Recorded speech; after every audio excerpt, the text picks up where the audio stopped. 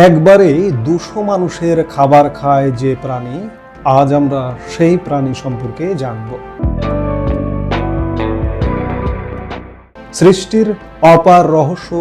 নীলতিমি পানিতে থাকলেও এটি আসলে মাছ নয়। বৈশিষ্ট্যের বিচারে বিভিন্ন প্রজাতির তিমি রয়েছে, যেমন কিলার তিমি, নেল তিমি, পাইলট তিমি, হ্যামব্যাক তিমি, বেলুগা তিমি, ফিন তিমি, গ্রে তিমি ইত্যাদি। একটি নীল তিমির ওজন প্রায় 200 টনের মতো। একটি নবজাতক তিমির ওজন প্রায় 3 টন। এর জীবের ওজনই একটি হাতির সমান, আর হৃৎপিণ্ড একটা প্রাইভেট কারের সমান। স্তন্যপায়ী প্রাণী হলেও নীলতিমি থাকে পানিতে, তবে তাকে অক্সিজেন গ্রহণ করার জন্য একটু পর পর পানির ওপরে ভেসে উঠতে হয়। নীলতিমিকে পানির নিচে নীলই দেখায়, তবে পানির ওপর ভেসে উঠলে দেখা যায় তার শরীর জুড়ে নীলচে ধূসর ছোপ। বিশালায়তন নীলতিমি সাগরের গভীর পানিতে যখন একে বেঁকে সামনের দিকে চলতে থাকে, তখন এক গ্রাসে এত মাছ খেয়ে ফেলতে পারে যে 200 জন মানুষের পক্ষেও সেই পরিমাণ মাছ খাওয়া সম্ভব নয়। এমনকি গভীর নিদ্রায় আচ্ছন্ন থাকা অবস্থায়ও এরা খেতে পারে রাশি রাশি মাছ। সম্প্রতি বিজ্ঞানীরা আবিষ্কার করেছেন এই বিষয়টি।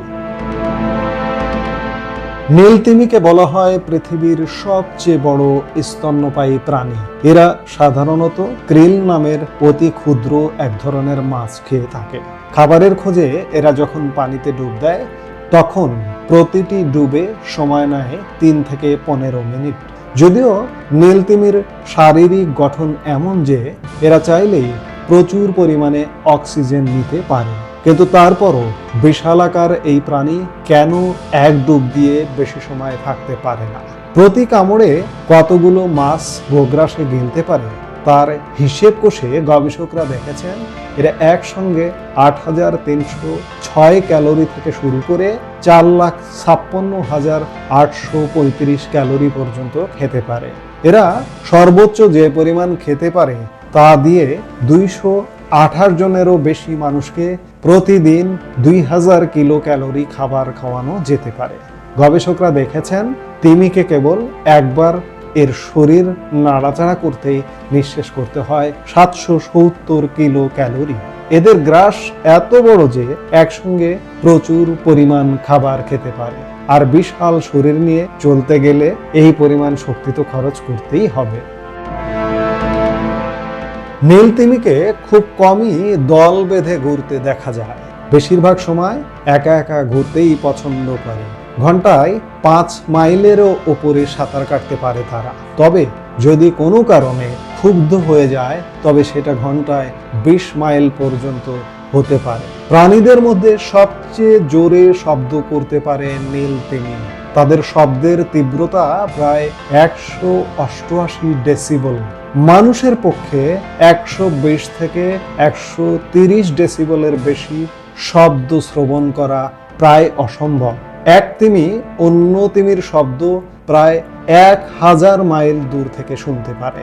একটি নীলতিমির গড় আয়ু 80 থেকে 90 বছর। এখন পর্যন্ত 110 বছর বয়স্ক নীলতিমির সন্ধান পেয়েছেন বিজ্ঞানীরা। পৃথিবীর প্রায় সব মহাসাগরে এরা রাজার মতো ঘুরে বেড়ায়। নীলতিমি অনেকটা জেগে থেকেই ঘুমায়, মানে সে কখনো পুরোপুরি ঘুমায় না। তার মস্তিষ্ক অর্ধেক ঘুমায়, বাকি অর্ধেক জেগে থাকে। কারণ হিসেবে মনে করা হয় তিমি যদি ঘুমিয়ে পড়ে এবং সময় মতো না জাগে, তাহলে দম আটকে মারাও যেতে পারে। অতিরিক্ত শিকারের কারণে বিশ্বব্যাপী নীলতিমির সংখ্যা কমে যাচ্ছে বলে কয়েক বছর ধরে উদ্বেগ প্রকাশ করছেন পরিবেশবিদরা। বিজ্ঞানীরা জানিয়েছেন নীলতিমি এখন প্লাস্টিকও খাচ্ছে। সাগর প্লাস্টিকের ছোট ছোট দানায় ভরপুর হয়ে যাওয়ার কারণেই এমনটি হচ্ছে।